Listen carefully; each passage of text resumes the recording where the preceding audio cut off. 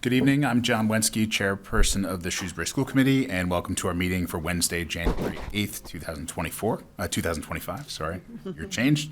Tonight's meeting is being broadcast live on Cellco channels 29 and 329 and streamed live on Shrewsbury Media Connection's website. Thank you to Shrewsbury Media Connection and Liz Poplowski for their assistance with this broadcast. Tonight's meeting will be rebroadcast on SMC's website and their YouTube channel between now and our next scheduled broadcast or meeting on Wednesday, January 22nd. First item on the agenda is public participation. Tonight we've not received any requests to speak at public participation. However, it is available to any and all residents that wish to address the committee regarding concerns pertaining to policy, budget, and the performance of the superintendent. In the future, if anyone wishes to speak at public participation, they should contact the chairperson in advance of the next scheduled meeting. The next item on the agenda is chairperson and members' reports. Colleagues, anything to report? Lindsay, yes? If I can, Mr. Wensky, I do have an announcement for the community and for all of the members of the Shrewsbury community. I have decided that after 2 terms on the school committee, I'm not going to be running for re-election in this for another term. By and large, I love serving on this committee. It has been an absolute joy, but some factors in my personal life have made it such that I just don't have the time to continue to commit to this and make it a little bit too difficult to manage. So I've enjoyed working with all of you very much. There's many more months of work still to do before the spring election, but I did certainly want to make that known to folks as people start to ramp up to think about townwide elections. So thank you very much. Thank you so much. And after careful consideration, I would like to announce that I have decided to run for re-election. Thank you. Thank you. Any further comments? Great. All right. Thank you so much. Next item on the agenda is superintendent's report. Dr. Sawyer. Thank you, Mr. Wensky. Briefly, just want to thank all of our educators and particularly our curriculum and instructional leaders for the work they did on the early release day this past Tuesday. Those are really extremely valuable days for us to advance our strategic priorities, as the school committee knows, whether that's our literacy work or other elements. And I know there was some excellent work that was done, so I just want to, but it's a lot of work to make sure that those are productive and thoughtful sessions for our staff. So thank you to all who were involved. I do want to make the community aware of something that I sent out an email about, along with Ms. Malone, the Executive Director of Human Resources, and Mr. Phillips, our Director of Information Technology. We unfortunately are a district that's been affected by a global level cybersecurity incident involving the PowerSchool company. PowerSchool is the system that we use for our student information system. There's also staff information that is in that program as well. Unfortunately, there was a bad actor, a hacker, who compromised through PowerSchool. I want to be very clear, this wasn't through the Shrewsbury system, and there's many districts across the nation and world, and also several here in Massachusetts were affected. Some differently, because it depended what type of data this actor grabbed from different folks, but they came through essentially PowerSchool itself. Locally, we were able to confirm what data had been compromised and downloaded. I communicated to families and staff that did include demographic data only. That includes names, addresses, phone numbers, email addresses, student ID numbers, and staff ID numbers, student birth dates included with that, which is obviously concerning. Before I go on to say what was absolutely not included, PowerSchool has assured all of their customers, including us. We attended a webinar today. They had communicated in writing, and now they had a webinar with their leadership team, that they are of the belief that all of this data that was downloaded actually has been destroyed. While it wasn't technically a situation where it was ransomware, it was an individual, but they ended up essentially paying that individual to destroy the data because that was the situation that they found themselves in. They have assured us that they don't anticipate any of that data continuing to exist outside of our system, that it has been irrevocably destroyed without having been replicated or disseminated. PowerSchool is working with the cybersecurity technology company to monitor for that, to ensure that's the case. They're also working with federal agencies to identify those who were involved. In terms of our data, I mentioned what was affected. What was not affected were any passwords, no credit card information in our payment system, legal documents used during student registration, photos, no educational data in student records, and no personnel data in staff records. Student health records were not included, although, again, in full transparency, there is a way in our system to put an alert in a student's record if they have, for example, a food allergy, like I have. That would be in their demographic data, and if that was there, that would have been part of it. Again, they believe that all this data has been destroyed at this time. As far as next steps, PowerSchool continues to investigate this. They're going to complete an investigation. We'll keep all of their customers apprised of what that, how that is. And then they will be providing credit monitoring to all affected adults, and they'll provide identity protection services to all affected minors, which is in accordance with regulatory and contractual obligations. There will be more details to come on that, and we will certainly share that out with our parent and staff community as soon as we have that information. Our tech department suggests that, just as always, people should monitor their accounts. If you see any suspicious activity, if staff members should report that to their school-based tech team.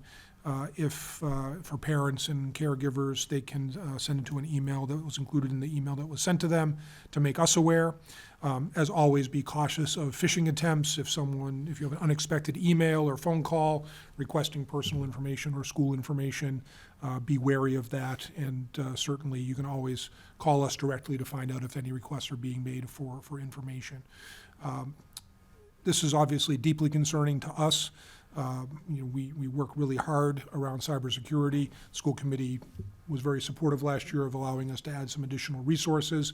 I am very pleased and confident with the level of work that we do as a school department, as well as our partnership with the town and Selco around cybersecurity. Unfortunately, this was an issue with the PowerSchool company, not with us locally, that has affected a lot of districts locally in different ways. So we will continue to communicate about this, and in the email that was sent out, if there are further questions that people have, they're welcome to send an email to Katie and Phillips, our Director of Information Technology. So I wanted to be sure people were aware of that information that went out, and that is Superintendent's report this evening. Thank you so much. Next item on the agenda is a time schedule appointment. It is the SHS Student Advisory Committee report. Under the Massachusetts Education Reform Act, school districts are required to have a student advisory committee consisting of 5 high school students who are elected by the student body. The SAC is required to meet with the school committee during the year to review various issues of concern to the student body. This is the SAC's second presentation to the school committee this school year. Mr. Andrew Smith, Shrewsbury High School social sciences teacher, serves as the faculty advisor to SAC and is here tonight as well. The agenda was enclosed in our packet, and I'd like to welcome the SAC to present to us tonight.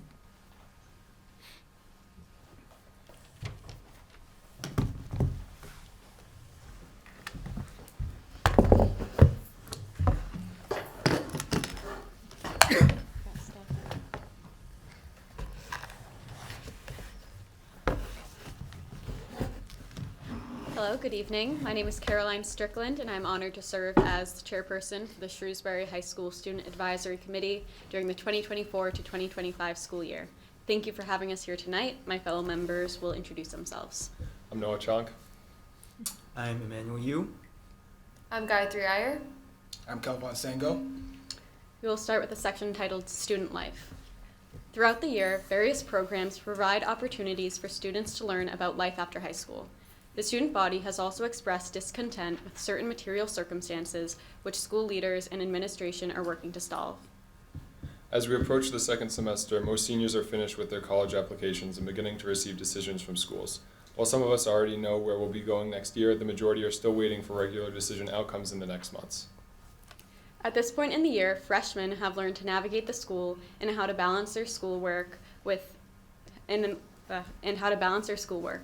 and individual freshman homerooms have begun to develop their own traditions with the upperclassmen mentors through the Student Mentor Volunteer Program. As discussed the last time we met, overcrowding in the school is still prevalent. Although many have gotten used to the issue of hallway congestion after the first semester, overcrowding still affects other aspects of school life. Before and after school-wide events, like the town hall meeting, moving in and out of the auditorium can slow down to a snail's pace. Along with this, during lunch periods, the lines for students who want to get to lunch can become quite long. This is often to the point where students choose to simply wait at a lunch table for the line to thin out, and these long waiting times only take away from our limited lunch periods. This is to the point where students often only have 10 to 15 minutes left to eat. Furthermore, some food options are entirely gone by the time students of the last lunch block arrive. As the year continues, there are multiple chances for juniors and seniors to take the SAT. Recently, the December SAT occurred, and many students stated that they were nervous before taking it. After taking it, anxiety about their scores rose, but as various juniors have taken it for the first time, many have mentioned how they feel better prepared for the next SAT opportunities if they feel as though they want to take it again. As we push towards mid-quarter, the junior class have grown accustomed to the high workload that is presented towards us. They also begin to realize that not only AP classes, but also honor-level classes have taken another step in difficulty. Many have begun to abandon their old procrastination habits and develop a better sense of responsibility and management. With this, the junior class is being more open-minded towards colleges, wanting the advisory class to be more focused on college applications. Not only that, but juniors have begun to ask for letters of recommendation for summer programs that colleges tend to provide. Financial education. In the past couple of months, Shrewsbury High School has hosted 2 events focused on guiding the class of 2025 through their new financial responsibilities. The first event was Financial Aid Night on November 7th, in which Ryan G. Forsyth, a volunteer for the Massachusetts Educational Financing Authority, presented Financial Aid 101. The program went over merit versus need-based aid, different sources of financial aid, as well as the process for submitting FAFSA and similar forms to universities. The second event was financial literacy, presented a presentation during the school day that introduced seniors to financial planning and responsibility. Seniors learned how to properly use a credit card and save for retirement. Altogether, these 2 programs have provided valuable insight for both students and parents. Lunch and Learn. Throughout the year, SHS hosts professionals in many fields during weekly Lunch and Learn sessions. During the lunch period, students are able to hear advice, perspectives, and experiences from people in specific career fields which they are interested in. Just last month, Shrewsbury hosted the Director of Immigration Services from UMass Chan Medical School, a physical therapist, and an applied scientist from Amazon. These opportunities allow the student body to explore possible career fields and gain more niche perspectives of people across the professional world. Town meeting. Excuse me. On November 26th, the high school held its annual town meeting led by the student council president and Mr. Bazidlo. In addition to the usual bathroom and vaping complaints, students showed appreciation for new courses such as Intro to Animation and Linguistics 2, aired concerns about changes in classes such as gym and the phone policy, and brought up requests relating to the food department and what's offered for breakfast and lunches. In specific, whole grain options at breakfast and alternative meals for students with food restrictions, both religious and nutritional, were the main concerns. Overall, students of all grades participated, making the meeting a success. Bathroom infrastructure. Bathroom infrastructure has become an increasing cause of frustration amongst the student body. In the girls' Main Street restrooms, at least 1 out of the 7 stalls are inoperable on each floor. In a school as overcrowded as ours, this does lead to long lines and wait times during passing periods or even class time. Students also brought up the weak hand dryers, excessive gaps in stall doors, and toilet paper running out during town meeting. We understand that the infrastructure is under the control of the Public Building Department and are hoping to work with them to find a solution to these issues. Co-curriculars. Students continue to participate in the school community outside of the classroom. Athletics. Many of the Shrewsbury fall teams did well in their postseason. Boys and girls soccer, field hockey, and volleyball progressed to the playoffs. Our cheerleading team claimed first in the league and became regional champions. Both golf and cross country were able to move on to leagues, whilst the crew team competed in state championships. Moving into the winter season, 544 athletes have registered as SHS athletes for various sports. Theater. 2 months ago, our school's musical arts department produced its first theatrical play of the year. In the romantic tragedy, Eurydice, our theater crew was able to amaze its audience with love, laughs, and misfortune. Our chorus and theater director, Mr. Lapomardo, along with 43 of our own SHS students, were able to create an amazing production that deserves praise all around. We now look forward to our upcoming spring musical, Chicago. Club events. Clubs have begun to carry out events within and outside the school. The Vietnamese Student Association, aided by the Hindu Student Association, hosted a movie night, as did Model UN. On November 30th, the Asian Culture Club traveled to Boston for a day where they shopped and ate in Chinatown. And today, DECA competed at Nichols College for the first competition this year, taking home 14 first-place finishes out of the 20-plus categories. Events at SHS. Shrewsbury High School and associated programs host a variety of events that enhance the student experience. Kids Night Out. The Student Council hosted November and December's Kids Night Out. With the help of the Spanish and French National Honor Society, the kids were able to have fun, let loose, and enjoy activities like face painting, arts and crafts, board games, and more. Around 290 kids from ages 4 to 11 attended. The November event yielded a profit of roughly $5,200. Field trips. On November 7th, 63 AP English language students went to Walden Pond in Concord, Massachusetts, alongside Mrs. Palazzo. They learned about the teachings of Henry David Thoreau, and by walking through nature in the ways he used to, they got a glimpse into his view on nature and the Transcendentalism movement. Additionally, a handful of science classes went to the Boston Museum of Science on November 22nd. Lastly, French classes attended Boston in order to immerse themselves in the rich French culinary culture within our community. Many note that there is an enriching benefit of taking advantage of the literary and historical culture around us, and we are thankful that the school supports field trips such as these. Honor Society inductions. On November 25th, 96 students from the class of 2025 were inducted into the Social Science, English, and Science National Honor Societies. These honor societies will perform various acts of community service and academic assistance throughout the year. We look forward to seeing what these driven students have planned. Additionally, on March 4th, 150 students will be inducted into the Math National Honor Society. Fundraising and charity. Student Council held a fundraiser called Coins for a Cure that raised almost $600, which went towards funding for the Breast Cancer Research Foundation. Then, over the weeks preceding Thanksgiving break, Shrewsbury High School held a Thanksgiving food drive. Overall, the students and staff brought in a little over 350 items to donate to St. Anne's Church on Route 9 in Shrewsbury to aid the local struggling families within our community. After that, the Helping Hands Club hosted a fundraiser, Toys for Tots, which helped donate 30 toys and some clothes to St. Anne's Human Services and Shrewsbury Youth and Family Services. We are proud that our school and the people within it continuously help our local community in various ways. Winter concert. Last month, on December 10th and 11th, the school's music department performed its second concert this year. Over the course of these 2 nights, over 20 selections of music were performed by 9 different music groups. These include musical pieces ranging from the movie The Polar Express to vibrant tangos. From the 250 SHS musicians that performed, audience members were able to enjoy colorful, energetic, or winter-themed music before their upcoming December break. Thank you for your support of the Student Advisory Committee. We will now be open for any questions. Great, thank you so much for the report. Colleagues, questions or comments? Ms. Ritzko. One question I have around, you did mention, when I read your report before the meeting, you talked about certain material circumstances. Did you cover that in what you just gave us, or is there other issues that we should be aware of? The majority of that was referencing the bathroom infrastructure and the food offered by the school being accessible to people that are gluten-free, some with celiac, or those with religious restrictions on what they can eat. That's what it was referencing. Okay. And thank you for bringing to our attention the bathroom infrastructure and the issues in the bathrooms. And I think I would ask Dr. Sawyer to make sure that Public Buildings knows about this issue.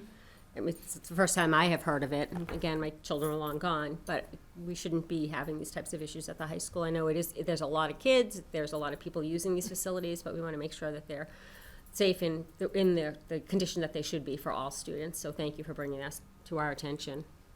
Maybe if I could ask Mr. Bazidlo, I know there's been some progress made already. He could maybe comment for the record. Sure. Put you on the spot. Yeah, give me a pleasure. I'll just I'll stand by the students. Yeah, so as you know, Mr. O'Connell serves as assistant principal for our building operations. He works as liaison with Joel Manzi, who's our main person from the building department that works within our building. So he works with them regularly around heating, cooling, snow removal, anything that happens within the building. So Mr. O'Connell and Mr. Manzi work closely together. Mr. O'Connell has been in contact with him, particularly around, I believe, Carolyn and I spoke today around the hand dryers and the volume of air pressure coming out of the hand dryers in the bathroom, which was brought up at town meeting. All things that can be corrected, and I think Mr. Manzi's working on those and has been working on those since town meeting. Great. So, yeah. Thank you. Yep. Further comments, Ms. Heffernan? Yeah, I want to appreciate you all and the time you put into preparing the report. I know it's been on our list of things to sort of tackle is addressing the variety of food choices, and so it's not the first time we've heard it, but I'm glad to kind of hear it get brought up again. And obviously, food's important, right? And both socially and the amount of time and the sort of the logistics of food, but also the quality and variety. So thank you for keeping that on the top of our minds. I wonder if you could say just a little bit more about the financial literacy program for seniors. We've certainly heard that lots of young people leaving high school today struggle to know how to write a check and take care of some other basic things. And so can you just describe a little more about sort of how that program was run? Is it sort of an assembly-based program that all the seniors were in at once, or a more smaller group, or how did that get structured? And maybe a little bit more, sometimes when we do required trainings for everybody, those aren't always as welcome. So I'm kind of curious sort of a student perspective for those of you who are in it about sort of what you took away. I'd love to hear a little more too. Because even good intentions about programming, and we always kind of have tweaks and how to improve things. I can say for the second event, the financial literacy presentation, that was every member of the senior class, I believe, went to some version of it, but it was spread out throughout the day because the presentation room can only handle so many students. I have not heard anyone express negative sentiment about being at the presentation. I think part of that was the person that ran it was incredibly engaging, and it was an enjoyable presentation. We learned a lot about the necessity to save. A lot of it was revolved around make sure that you're conscious of what you're going to have to prepare yourself for, retirement, for any downs that you may find career-wise in your path. I did not personally attend the financial aid night, which was earlier on. Did any of... I did, yeah. You did? It was a pretty all-encompassing presentation. It wasn't mandatory. You could attend to after-school seniors and their families. It was directed towards, but I think it was open to juniors and sophomores who wanted to go as well. I mean, like Caroline explained in her piece on it, it was mainly just talking about things like the FAFSA and how paying for college works, certain specifics in terms of who has to pay for what, who's eligible for what kinds of aid, and what colleges are looking for in those forms. Sure. And your perspective of the financial literacy, though, like during the school day program, did you find that to be a useful? I thought it was interesting. I thought it was helpful. I thought it was fun. Everyone else that I've talked to about it felt the same way. There's a lot of important information we try to figure out how to get into a relatively limited school day. So thank you. I'm glad to hear that that we are taking that on, and I certainly share, Ms. Fritz, your thoughts about the buildings. We historically hear lots of good things about how we try to maintain the buildings. That doesn't mean there isn't a lot of wear and a lot of students moving through there. So thank you for bringing that to our attention. Great. Further comments, Ms. Boucher? Thank you for the presentation. Very helpful, as always. I did have a couple of questions about the lunch, and you're saying that there's not enough food available for students in the later lunch. Is that true? So what that is referring to, a lot of times there are different options for lunch, of course. There's sandwiches, there's breakfast bags, which are set aside, made ahead of time, and then there's the hot lunches that are provided. A lot of people can't have all of these options, either for allergy reasons, health content, or just preference. So by the end of certain lunch periods and by the end of the school day, they may have a lunch option available, but it may only be the hot lunch. And let's say that you planned on having a certain sandwich that is offered that school day, it's unavailable to students. I see. Great, thank you. And can you talk a little bit about the lines, and just so it's is it every lunch period that, or is it just certain lunch periods? It's every lunch period. It's a volume issue, definitely. I mean, I'm sure, after lunch was made free, there's more people going in than ever before. School's already overcrowded, definitely handling way more lunches than had been conceived of in the construction or building of the school. But that does mean that a lot of people I know just sit down and wait until the line dies down, and then they go up and get their lunch. But at that point, there's not a whole lot of time left. And the other thing is that, like, there is always someone from the lunch department who is stopping people and limiting the amount of people within the actual area to get lunch.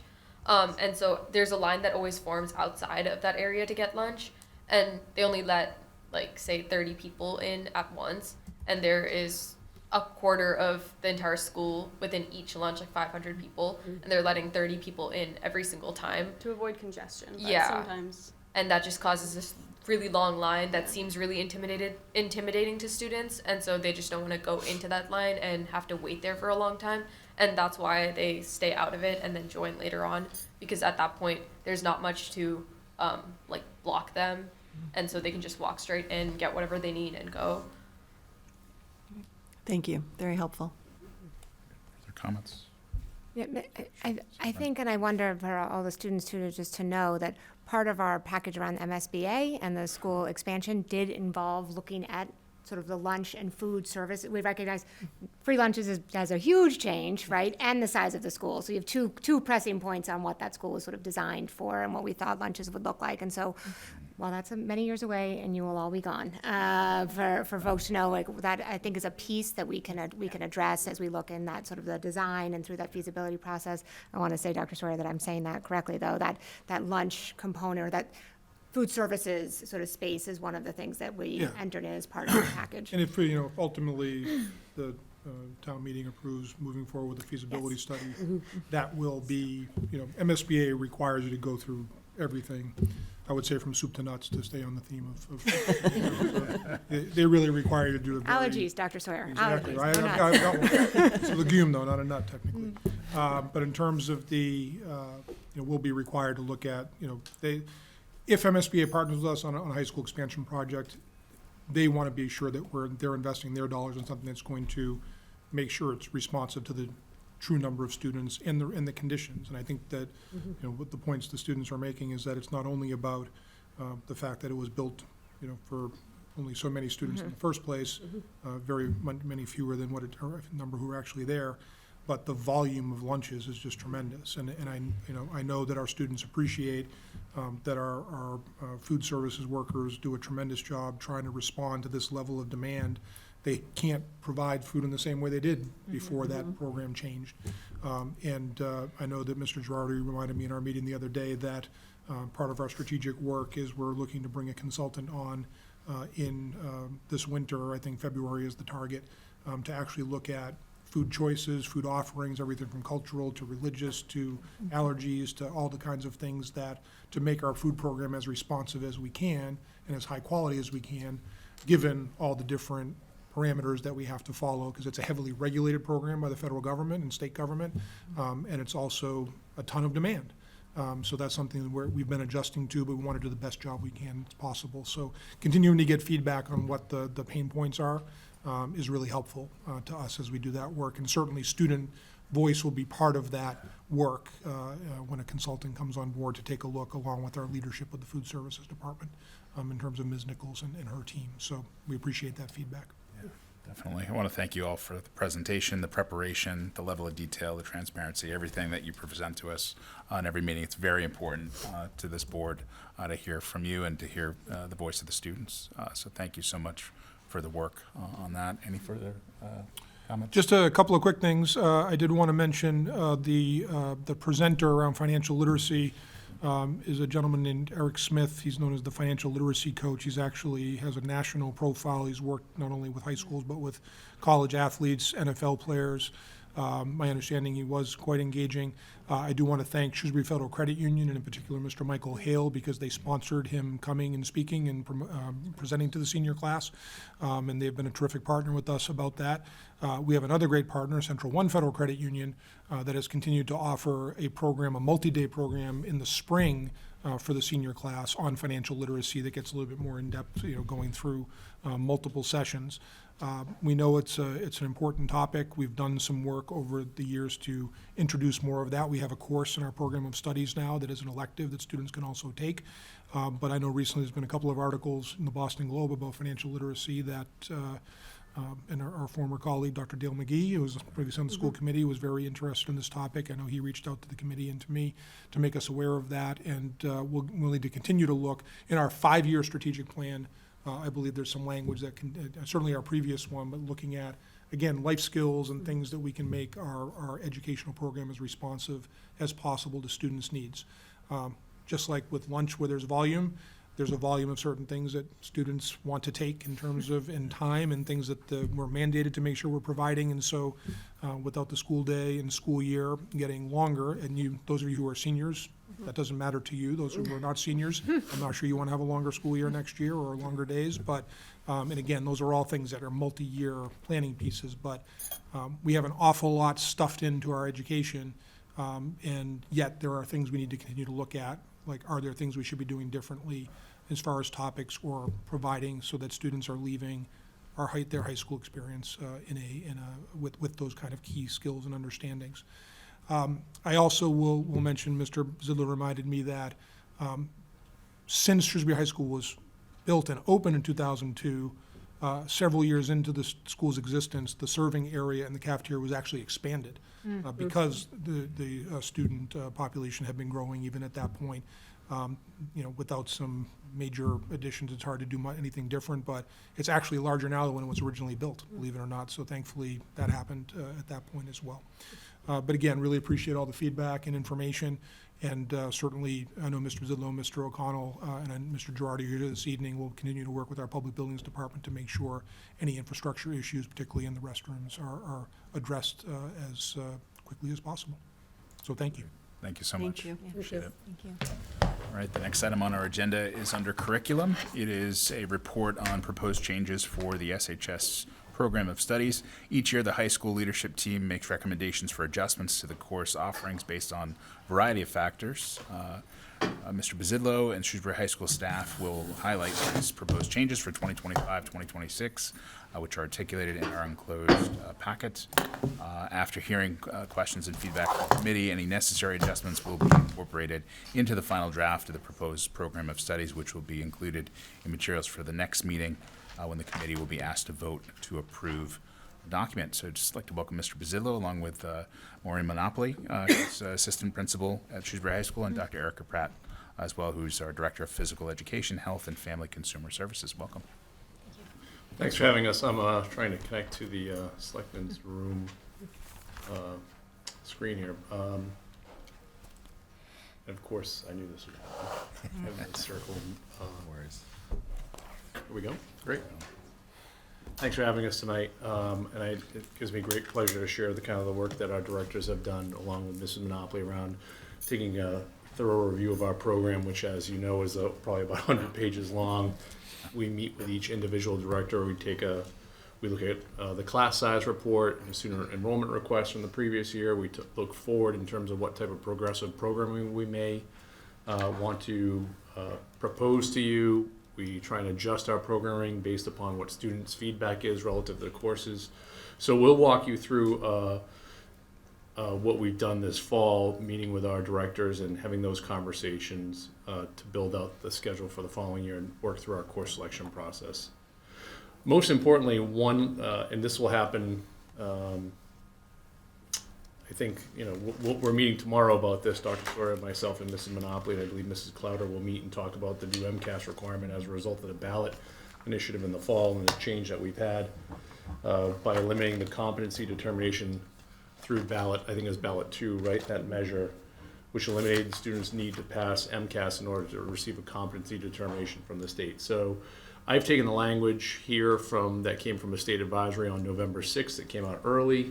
They updated again on December 11th. I think they've had another update. So we're going to work through in the coming weeks to the policy subcommittee around what we might want to propose and what you as a committee would want to have as language around competency determination and certifying people's graduation requirements. But this is language I took from the DESE advisory at the time and incorporated into the program of study under the graduation requirements, and we hope to be able to provide you in the coming weeks some more language that we can look forward to and place within probably the school committee policy and also local documents such as the program of study. So basics of framework around a minimum of local requirements of 105 credits, and then meeting come baseline subject areas around English, mathematics, science, and biochem physics. And then also there's a PE requirement within that grid that will be in the program of studies. So I'm going to walk everyone through. So if you're at home, this is going to be great because you get to see kind of the timeline of what we do in terms of how course selection works and leading up to students in the construction of the master schedule. So on February 4th, I believe that's an early release day, we're going to do wholesale presentations in the auditorium for grades 9, 10, and 11. And students will be given how to register for their classes on PowerSchool. That same evening, we have advanced placement night for any student and parent currently in grades 10 and 11 that would like to attend or are interested in advanced placement programming and want to learn more are encouraged to attend that and should attend that. On Friday of that week, we have school and counselor parent connection in the Bent presentation room at 8 o'clock to review kind of the course selection process. And then our school counselors actually go to Oak Middle School and present to each Oak Middle School team around programming and what course selection should look like. Teachers then start to place their recommendations within PowerSchool so students can actually see what teachers will recommend leveling for or what level course students should be recommended for the the next year. And then students begin to register for courses from February 17th to February 28th, and that happens over February vacation. The green is really important for parents. Parents will need to click and sign off that they reviewed their students' course selection, so we're clear of what the course load will be. So we'll have to get people in the PowerSchool and we'll send communications out about that. And then the 2 weeks, it gets really intense in terms of counselors meeting with every student within their caseload to talk about their selections and make sure that they have everything scheduled the way they need to. Intensive, very short window. Counselors will meet with over 200 students individually to make sure that's squared away. Then we continue on. We students register. We take that information out of PowerSchool. We get course tallies, how many students want each particular course. Then we work with directors to set how many sections of each course we'll run. And then we begin to allocate FTE, and that's where we begin to build class size. Mm-hmm. All parents, students should, if they don't agree with a teacher around their placement, would have course placement meetings completed by March 28th. And then what we end up doing is meeting with directors and determining determining teaching assignments for the following year. Spend a week of really intensive data entry into PowerSchool, and then we spend about a week, 2 weeks, April vacation. Mrs. Wen our assistant principal of student services, will begin to construct the master schedule. She calls it the build, and hopefully by the 28th, we'll then start to load students in. And we spend a couple of weeks trying to balance any numbers within courses, resolve room or other conflicts, and just kind of clean up the schedule generally. And then she turns the master schedule and individual schedules over to school counselors, who will then follow up with students again to have one-on-one meetings to resolve any conflicts to ensure they have schedules set. And they're scheduled for the appropriate amount of credits. In years past, I provided a slide on this kind of spine of a long, a horizontal. It might be better for parents to kind of see this, so I can post this on the website tomorrow too. Important for parents too is we'll have the AP night, which I discussed. We have the school and parent connection on February 7th. For 8th grade Oak Middle School parents, we'll have our curriculum night on February 11th, and Mrs. Burek, I believe, has put this in her weekly post to parents. If not, we will certainly get that out. There's a snow date of February 15th, and that's parents only. They come in and meet with our directors, talk about the programming, walk through the course selection process, talk about the types of courses and pathways students can take. And then again, counselors will visit Oak again on February 10th, 11th, 12th to do some of the work down there. All right, so I think this is still me, right? Special programs, thanks. Okay. You'll see within the program we added the internship, and as we build out our innovation career pathways and internal pathways, we're looking to continue to build upon working with Mrs. Arias, our career and technical education coordinator, around pathways, programming, and internships. When we look at our student schedules, they're already jammed. So, meeting with Dr. Pratt, we had some conversations about how we meet the state requirement for physical education, and also trying to provide more blocks or opportunities for students to participate in internship, because that's really a priority for us. So we can eliminate students who participate in the internship will only be required to take 1 semester of PE their senior year versus 2 semesters. We still fulfill the requirement by the state, but it'll open up a block for people in internships, hopefully continue to build those partnerships we have with industry members within the community and area. We had job shadowing in our program of studies and weren't really great at this. And it was a 1-day experience that we were potentially awarding credit for. So Mrs. Ayres when we met Ms. Ayres around her experiences, we made the recommendation to eliminate credit offering because it really didn't match anything that corresponded with credits. And then she created a standardized process for students to follow when they do the job shadowing. And she's going to manage that as we go along. So those recommendations coming from her, which I think is a great recommendations. And additionally, we had cooperative work study where students can work, receive credit for working outside the school day. We found that we're trying to have students work and employed that are during the school day, during the class time. So students could leave school to go to their place of employment and come back to school. Right now, currently, we have some of those students doing that, but we also have students that work at nights and weekends for that credit too. So we're trying to tighten that up a little bit. And just, again, suggestions from assistant principals, school counselors, and Mrs. Ayres around that. All right, I'll turn it over now to Dr. Pratt and the Okay. changes for family consumer science, proposed changes. Thank you. Okay, changes for our Family and Consumer Science Department include, first one, Foods of the World. The Foods of the World course will not be offered during the 25-26 school year, but will instead be replaced by the Mediterranean Cuisine course this upcoming year, and these 2 courses will continue to alternate each year, so that's standard. Next, the Leadership in Cooking class, which is a fully inclusive peer mentorship course, will now include the prerequisite of focus on foods or a teacher recommendation.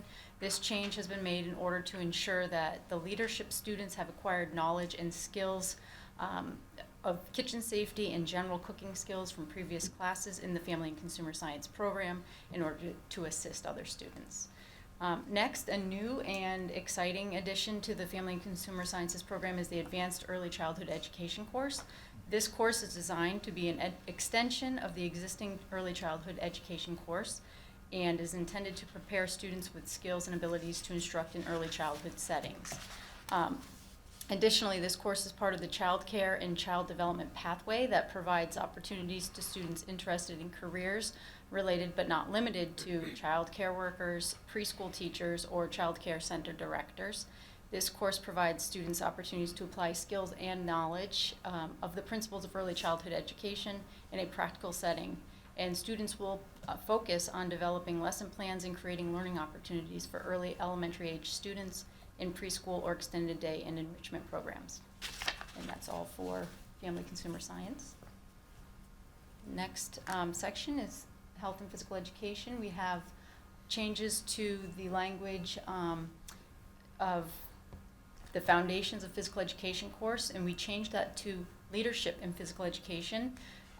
The change is intended to reflect the true nature of that course, whereas general education students participate as peer mentors and activity leaders with their special education peers. Additionally, it is hoped that this title change will encourage students that have an interest in leadership or working with adapted populations to enroll in this class. Next, we have a new elective course titled Officiating, which will be added for fall of 2025. This course has been developed to meet the need for training qualified officials and referees due to a national shortage within youth and high school athletics. This innovative hybrid style course will be offered as an elective option for 11th and 12th grade students. Anecdotal reports have indicated that other schools in Massachusetts have also had great success with implementing this course, and it has resulted in students being hired for youth sporting events and also giving them a greater appreciation for sportsmanship. The study of various sports and their rules, such as soccer, field hockey, lacrosse, football, volleyball, basketball, etc., according to the National Federation of State High School Associations, will be presented, and students will be eligible to take officiating exams aligned with their sport of choice at the culmination of the course. This course will fulfill 1 semester of our Level 2 physical education requirement. And lastly, next new elective titled Sport Management and Athletic Leadership will be offered next fall for 11th and 12th grade students. The rationale for this course is to provide students with exposure to careers related to athletics and leadership. This course will focus on special topics within sports management and athletic leadership. Sample topics can include or will include athletic management and leadership, athletic training, sports nutrition, sports psychology, strength training and conditioning, film and video production, as well as coaching and fundraising. And due to our geographic location in central Massachusetts, students will have opportunities to collaborate with local colleges and universities or professional or semi-professional athletic teams and will complete their culminating portfolio project for credit. This course will fulfill 1 semester of the Level 2 physical education requirement. And that's all for our departments. Thank you. Great. I have the next portion. For our technology, media, and business department, we have a couple proposals. We'd like to add a course called Introduction to Computer Applications. And this would is a course that would focus on developing computer skills that the students can apply in other academic courses or to continue into other technology courses. Students would learn about file management, word processing, spreadsheet creation, and troubleshooting, just to name a few of the skills that they would focus on. This course would meet for 3 days out of the 7-day cycle, opposite of PE or health. But it's an opportunity for students to really start developing those skills that we find are kind of some gaps with the students. A second proposal we have is to adjust the title of web design to Introduction to Web Design to clarify that this is an introductory course for the students.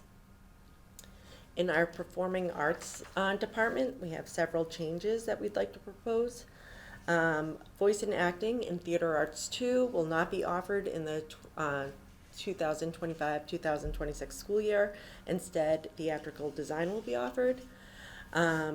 We would like to offer a Guitar 2 class as an extension to our Intro to Guitar course.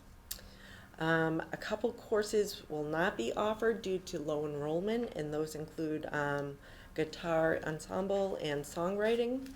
And again, because of the low enrollment, but also with songwriting, there's a lot of duplication of content with our techniques of Music Theory 1. So we'd like to eliminate those 2 courses. And then we would also like to propose some minor language changes in wind ensemble, concert band, jazz band, to clarify the performance expectations with those courses. In our science and engineering departments, we would like to remove a course called Exploration of Science Concepts. This course is not run for the past couple of years, and we feel that we should pull it out of the program of studies. For our second proposal, we would like to revise the sequence of courses in the engineering pathway. Currently, the sequence involves the introduction to engineering design. The students would then take principles of engineering, and then the third course they would take is computer integrated manufacturing. And we would like to propose to change this to introduction to engineering design into computer integrated manufacturing, and then have the students take the principles of engineering. And that's to support the students with developing their math skills for the principles of engineering course, and just to give a stronger foundation so that they can find more success with that. And then the final changes we would like to propose for this department includes just updating the course descriptions for Honors Chem, AP Chem, Human Body Systems, and Principles of Engineering, just to better reflect the curriculum mapping. We have another proposal for our social science department. We would like to change the name of the course called Local and Global Studies to just Global Studies. And that is just to reflect the student interest in the studying on or focusing on a course that studies on global studies or global issues. And then our visual arts department, we have several changes we would like to propose for course titles. The first would be our digital studio art course. We would like to change that to iPad Studio Art using Procreate.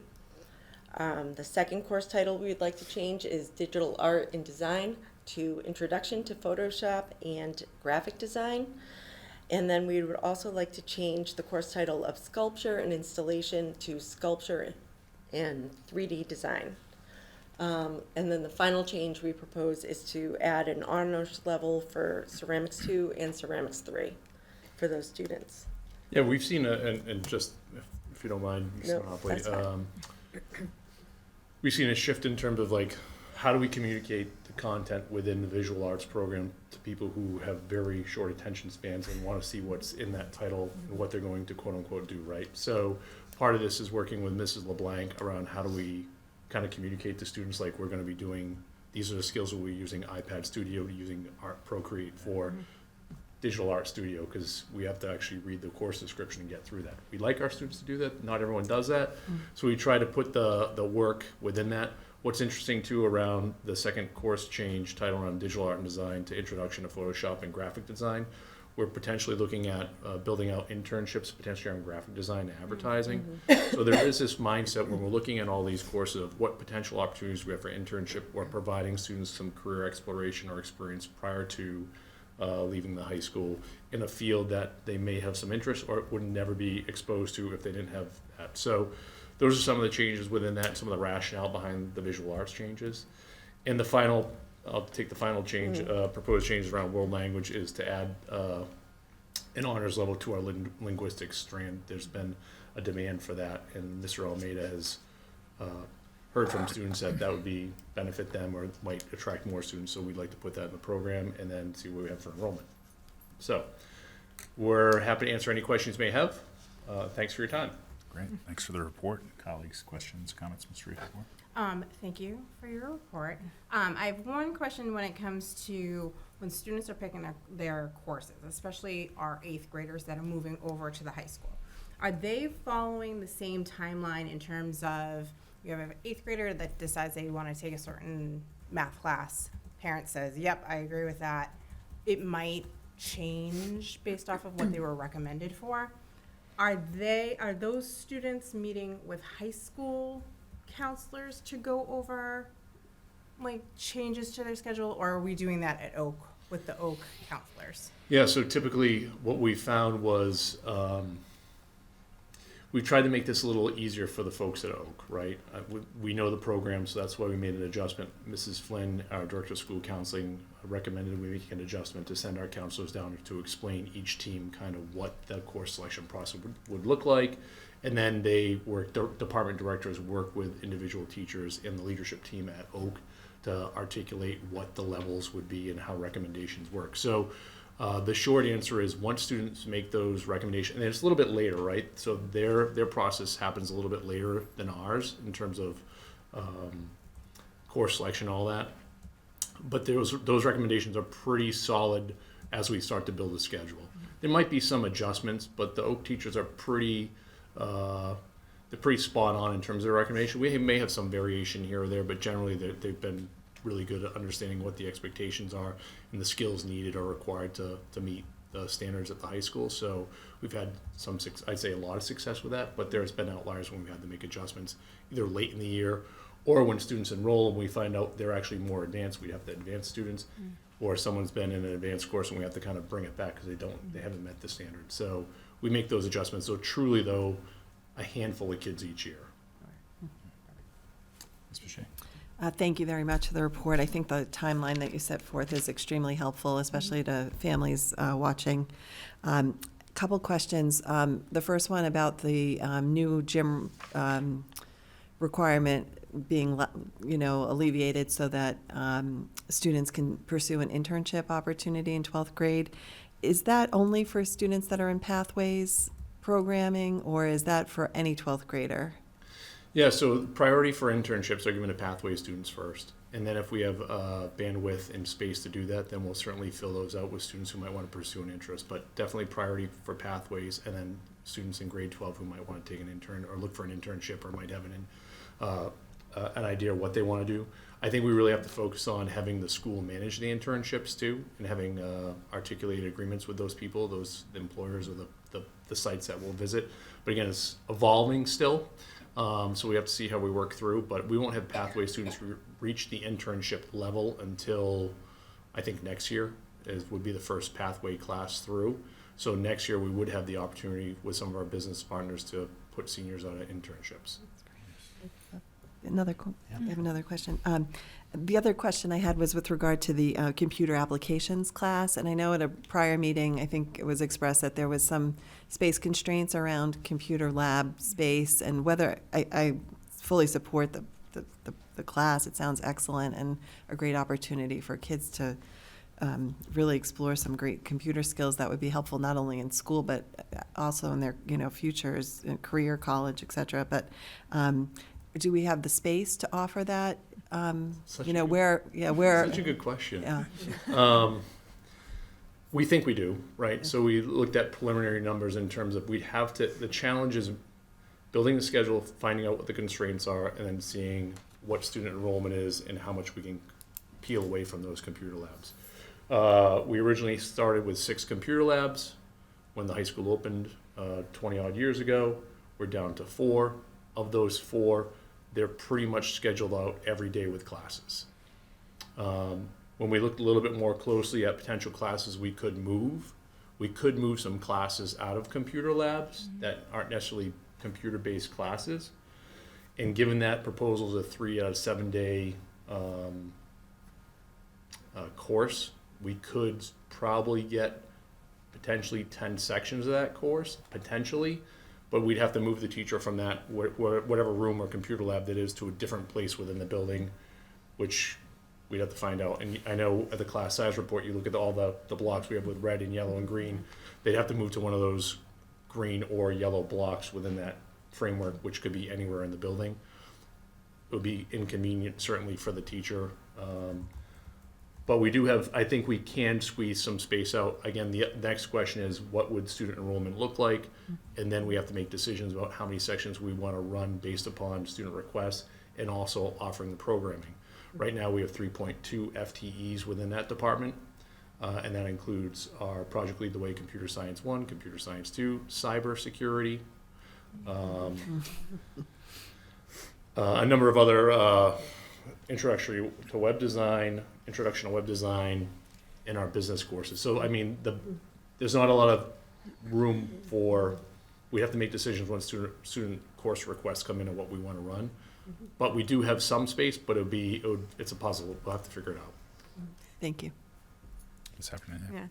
Yeah. Thank you also for all of the work. Obviously, in addition to a larger kitchen area, we need some more computer spaces as we think about the future and design. But I would want to just sort of sort of an appreciation, and then two questions. One, I really appreciate how thoughtful I think the team has been across all the different disciplines as we think about what career and technical education sort of looks like and the different ways you see that embodied, whether it's an officiating course, which is like, oh, that's so interesting, and there's filling a need that we have in the community today, and potentially kids over summers or on weekends or Saturday mornings, someone needs to ref indoor soccer. So I think that's great. But also as you think about things like building out graphic design. So I just want to just appreciate how much you sort of see that really being embodied in all the different subject areas, and it's not really limited to just like, we're going to go hardcore in engineering, and that's the only way that this is going to happen. But it's the advanced childhood and child development. So thank you for that. I think it's important when we look at the graduation requirement that that it's a really, really important topic, and we got to get it right. And that obviously the way the ballot initiative happened, a lot has sort of come back to districts to think about that issue, and certainly for me, that sort of should live, while it should be referenced in the program of study, is really about our school committee policy. And I just looked while we were sitting here, and our graduation requirement policy hasn't been updated since 2003, but not a change during that time. Obviously, something significant here. So probably for the time being, as we look at that and try to get that right, and the DESE language, and even some of that suggested, some of the syntax confuses me as proposed. I know you said there are multiple iterations coming, but that we make sure that policy is sort of what is guiding us, and then the various places where it needs to show up for students and families, and the program of studies clearly is an important one. When it comes to the schedule, I have a sort of a maybe an unhelpful question, but as a family and a parent, why is it that you go through all that effort and you have the schedule set, but the kids don't get them until the day they show up at school? Why don't we get them a couple weeks earlier? Like with the anxiety, and I know not all school districts do it this way, and so Sure. you must have good reasons, and maybe you could just tell us, because certainly was a I don't want parent to of offend some, you, but sure. I'm a parent of a couple of high school students, they're like, why can't we know a couple weeks ahead? And anxiety, and know where to go in the building, and all that other stuff. And so help us understand, if you don't mind, because Sure, this- you're doing work for 9 months on it. Yes, yeah. Simply, it's like the urban legend of who you get for a teacher, and then the jockeying of, I can't have that teacher, so I'm going to call someone and try and make a change. And we're inundated with that even at the beginning of the year. And the amount of work that goes into it, I think that's a challenge. I think there certainly is some, I understand that perspective. But I think as soon as and it happens every year, and I think people on the committee probably have heard this or seen this from their own children, is someone finds a back door in somehow, and all of a sudden it's like, oh, everyone knows what their schedule is. And calls start coming in for the moment that someone finds a back door of how they saw something in Power School that's still not set, but it's like, well, I can't have Mr. Bazidlo again or I can't have Mr. Bazidlo because I heard bad things about him, or I heard he's really hard. Like, that stuff happens. Sure. So that's really why we do it, quite Okay. frankly, yeah. I think a perspective on that, and that's a legitimate one, is that's true.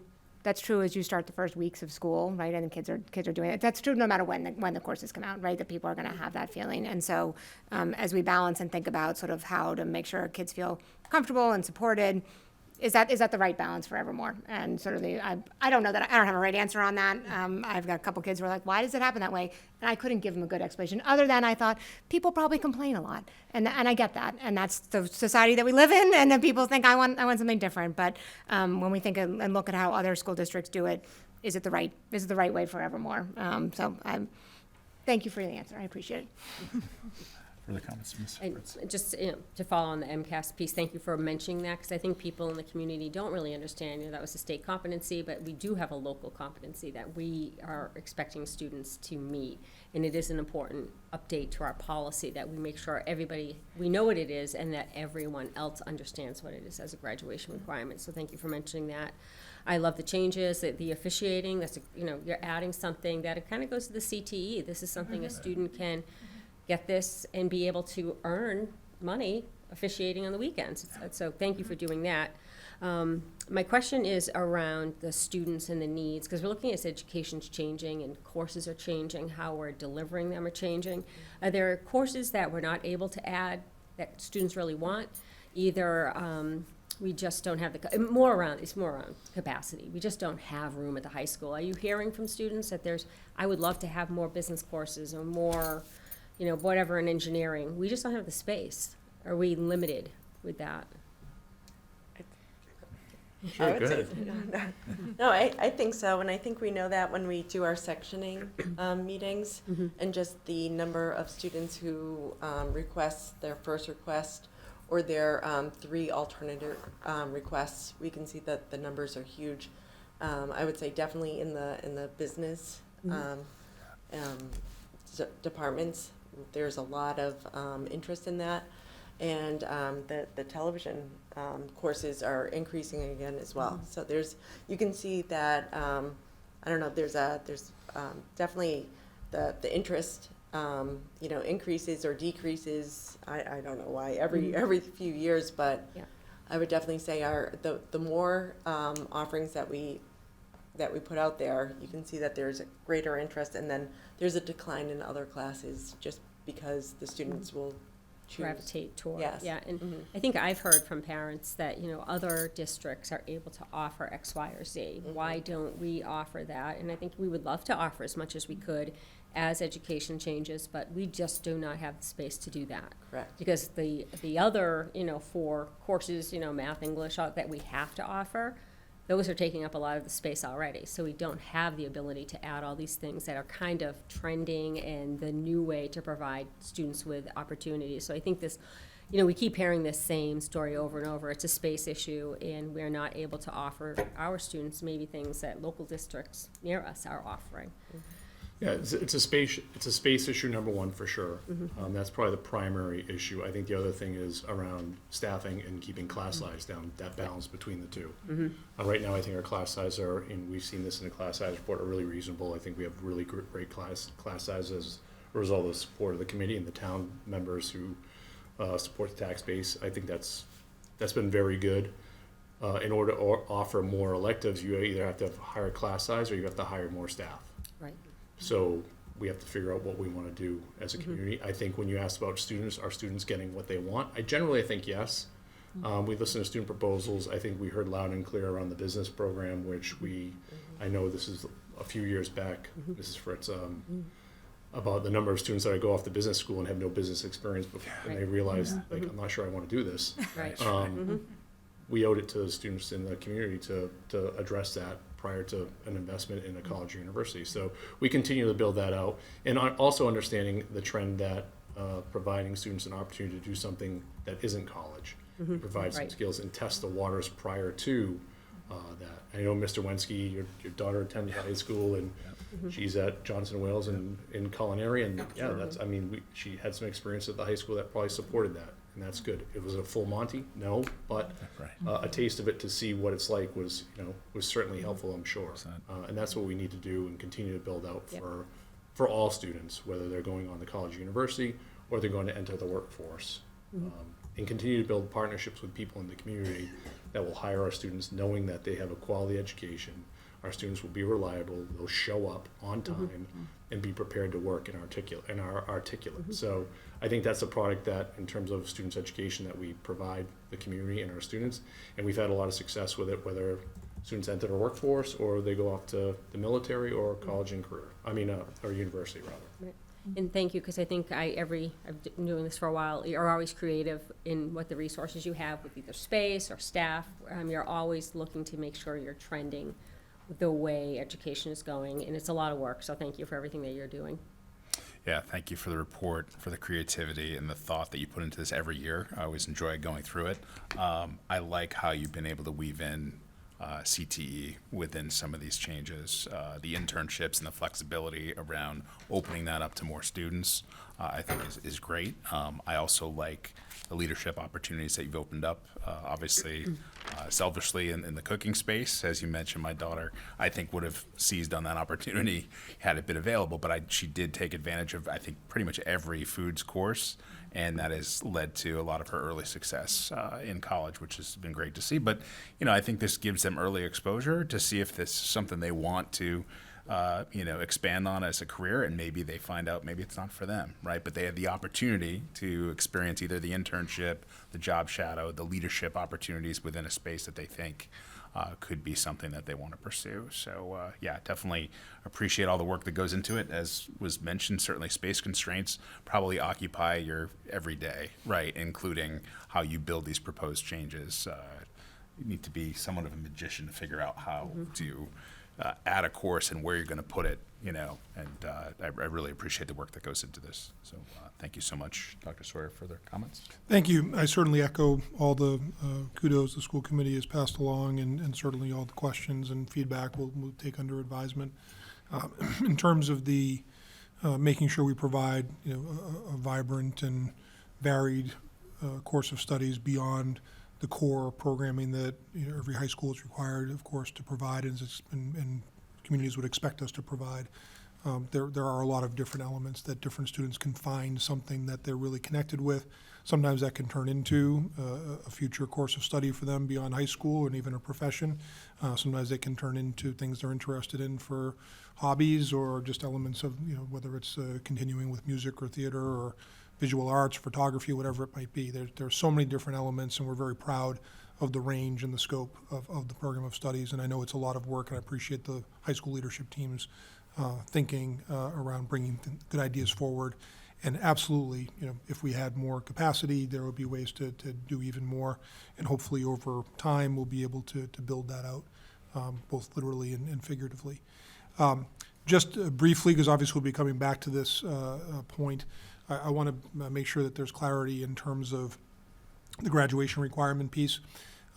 There's two elements in Massachusetts that are required for students to receive a public high school diploma. One is to meet the local graduation requirements set by the local school committee. The second is to meet what is known as the state required competency, that they're proven to be competent to have a high school diploma in Massachusetts. Up until now, that is, for a significant number of years, that has been passing 3 different MCAS tests in English language arts, mathematics, and whichever science they chose to take in certain particular sciences. We have been advised by the Department of Elementary and Secondary Education that as a result of the ballot question passing, the MCAS test no longer applies, including for this current class of 2025, and that local districts are expected to determine what it is they are doing to prove that they have met the state competency, which is in addition to whatever local requirements there are. Mr. Bazzillo referred to a meeting we have coming up tomorrow morning. We're reviewing what some options would be for that to look like. I think that we're going to be bringing forward sort of a 2-step process.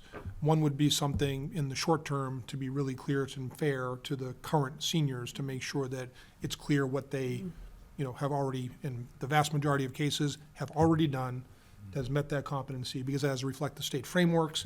One very small example would be if students took math classes but never had, which wouldn't happen of course, but never had any algebra. The state would say, well, that doesn't meet the competency because the state frameworks say that were tested on MCAS required some knowledge of algebra. So that's just one example of something that the coursework we'd say this meets the requirement, has to meet some state benchmarks. That's the work we'll do in kind of in the first step, making sure our current senior class in a fair way understands have they met those competencies. And if there's any that's a concern, that they have an opportunity between now and the end of May, that they have an opportunity to do so, assuming that everything else is in place. Secondly, it's obviously a good opportunity for us to review our local graduation requirements. In doing something along those lines that ultimately results in some recommendations and determination by the school committee of any revisions you want to make to those, and then what would the process be to implement those? Because obviously, students who are already well into their high school career versus students might be coming new into the high school. How do you phase something like that in that might be coming online in different phases for different classes of students? May be something that we'd have to consider. That's a much larger project and something obviously we want to give due consideration to. So in the short term, we have to make sure that state competency piece is well articulated and clear, and that's something we'll certainly be bringing to the policy subcommittee in the near future and then to this full body. Thank you so much. Great, thank you. Thank you. The next item on our agenda is under policy. It is second reading and vote for the bullying prevention and intervention policy and plan. First readings of an updated bullying prevention and intervention policy, school committee policy 712, as well as an updated bullying prevention and intervention plan were presented at the school committee meeting on December 18th. 2024. The drafts were posted for public viewing and feedback in advance of planned votes by the school committee at tonight's meeting. Ms. Boucher, Ms. Sharifa, members of the policy subcommittee, and the policy and plan drafts are enclosed in our packet. With that, hand it off to Ms. Sharifa. Great, thank you. So following our last school committee meeting on December 18th, when we did the first reading, Dr. Sawyer did include a blurb in his December 20th superintendent's update, soliciting some feedback on our district's bullying policy. We did receive feedback from one family. The subcommittee met and we heard the feedback we received, and taking some of that feedback into consideration, some of that feedback is reflected in our policy. In addition to some of that feedback, we did add that we will be reviewing our bullying and prevention plan as well as any forms, templates that we have. We're going to review that and update that every 2 years just to stay up to date with that. We did have a few suggestions that we ultimately decided not to follow and add into the policy. I do just want to touch a little bit on those. One was to update language to add zero tolerance. We decided not to include the term zero tolerance. We did review our policy and our plan with our legal counsel, and they felt our decision to explicitly include harassment, intimidation, bullying, or cyberbullying of any student will not be tolerated was appropriate for our policy. That is even though we're not adding a zero tolerance, as a district, we do not tolerate any of those. We also were asked if we would change the verbiage of promptly when it comes to initiating an investigation, and they wanted a little bit more definition of a 24 to 48 hour window. And we've decided that within our policy, we have that the investigation shall be initiated as soon as possible after the allegation is received. Under normal circumstances, the investigation will be completed within 14 school days from the date of the report.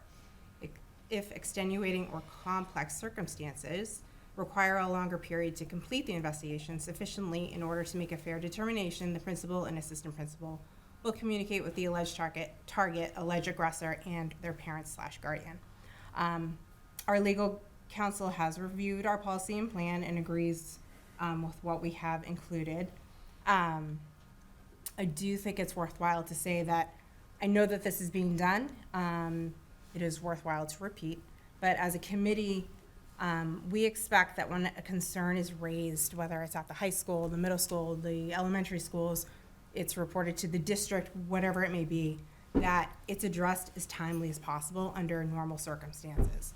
There's of course going to be times when we don't have normal circumstances and it's extenuating, and it takes a little bit longer to look at a concern, and that the expectation is if that happens, that will be communicated back to a family and explained as to why it's taking longer than normal. And then we also feel that communication is important. And I appreciate the time that it took for the family to sit down and gather their thoughts and provide us with some really good feedback, and taking into some of the conversation that was had. We are going to look at how are we better able to engage families when we have any policy that's coming up, putting the policy out, making sure people know it's there, and also being able to take feedback in, because any feedback that we have for the bullying policy or really anything that we touch only helps us better the district for all of our students. So that is where we stand. Again, our legal counsel did go over this with us. I don't know if Ms. Boucher wants to add anything before we open it up to everybody else. Sure, just a couple of things. Yeah. Thanks, Rachel. We've also revised the policy to include references to other school committee policies. So we believe that by referencing those other policies, such as regulations for conduct of students, responsibilities of students, internet acceptable use, teen dating violence, and regulations for the conduct of staff, that we don't, by having these references in the new policy, that we don't need to include language from those policies within the new policies. So they're referenced and incorporated by reference. Additionally, I just wanted to bring to the attention of the community that we are going to be posting on Schoology the form for students to be reporting incidents of bullying. That way it's more accessible to students. It's not, they won't have to go to the district website to try to find it. We think this will make it easier and more accessible. So those were, I guess we can open it up to feedback from the rest of the. Yeah, questions and comments, Ms. Fritz? The only comment I would ask under the reporting, I think it would be good, once something is reported, that there's some mechanism that the person who reports the bullying incident is knows it was received. In like 24 to 48 hours, or 24 to 78 hours, or like a read receipt, like they are automatically, once it's submitted, I don't know if the software is able to do it, that it's acknowledged that it has been received by the district, date and time. I think that would help at least the person who's submitting it understand the district has received it on this date at this time. Just a clarification on that. So you're saying like just almost like not a timestamp, but like some like automated acknowledgement through the form? Right, yeah. So that there's an acknowledgement, we have it, this is the date. And then just to have that as it goes through the process, this is the date it was received. I think that is a courtesy for who's ever submitting the report. Other questions, comments? I don't know, do we want to talk about that suggestion at Yeah, all? maybe we I can. mean, I think that makes sense. I think it's fair for people when you submit forms. I don't know, you feel like it's like a survey document, like is someone gonna look at it? I don't know, Dr. Sawyer, does that seem like a reasonable way to, I don't know what software we're using, so I didn't wanna move on from that. It's not only software. I mean, the plan says it can be received orally, it can be Sure. received by email, it can be received in lots of different forms. I certainly will defer to the policy subcommittee in terms of their understanding of our legal counsel's recommendation around, what level of timeline to put into the policy itself. Certainly, the expectation is that if someone makes a report, that someone is going to get back to them that it's been received, and that there certainly is a timeline to follow based on the updated policy. But certainly, I would want to defer to the subcommittee in terms of their thoughts around implementing something that is, with a specific timeline. I certainly would want to consider work days, although I know, our staff tries to be very responsive. I know we had something that came in about 5 p.m. on Friday that I happened to see, and I know that the principal happened to call that person at about 6 p.m. on a Friday, but that's not always going to be the reality. No. In 48 hours from 5 p.m. on Friday, is not going to, then you'd be outside of your policy if you put something like Right. that in there. So, some language that Business talks about days or- receiving, in addition to that, in that section about, promptly responding, that it'll be, will be provided with notice or confirmation of receipt. Something along those lines, certainly would be perfectly fine. I just think sometimes, depending on the circumstances, it can get tricky in Right. terms of what, I don't want to give unrealistic expectations to Right, the I person who's agree, reporting either. I think it's just that receipt, it's just that it was received, so the person submitting in whatever way, shape, or form, it has an acknowledgement it was received. And I think, I don't know what the language would be around business days and, after hours, things like that can be added, just so that they know it was received by the district. I think also just, I agree that we should have, that it was received. I think, and again, we would have to talk to the legal counsel about it, but in terms of keeping things consistent, because our policy does have that an investigation would be done within 14 school days, we would probably want to keep, instead of a 24 to 48 hours, it would probably be like I'm not gonna come up with the actual timeframe here, but a school day basis, because if something Right, were to come in yeah. at 5 p.m. on a Friday, we don't necessarily have the expectation that it's gonna be worked on over the weekend. Right, But, exactly. again, I think we'd have to go back, but I think having the acknowledgement that something was received, right? Yeah, if I could just add to, I mean, I think the 14 days piece is important, Yeah. right? To Yeah. give the time needed Yeah. to investigate what's coming in. Certainly, the form would lend itself to, having some type of automated or like some acknowledgement, like, hey, we've received it. We'll follow up. Maybe, some other communication about, policy or whatever. The challenge I see is, where that request or that submission is coming in, if it's outside of the form. Right, Because there exactly. could be some other extenuating circumstances that, maybe block that. It could be only for the form. If a person uses Yeah. the form, that might be Right. the only way that they get this receipt Yeah. for it. Yeah, because I know sometimes we talk in policy or other forums about, putting an actual time frame on it. Is part of the process, Right. or should it be part of the policy? Because if someone's calling, if they're calling into the district, they're speaking to a principal or superintendent, they've already got receipt then. They know that their call has been received.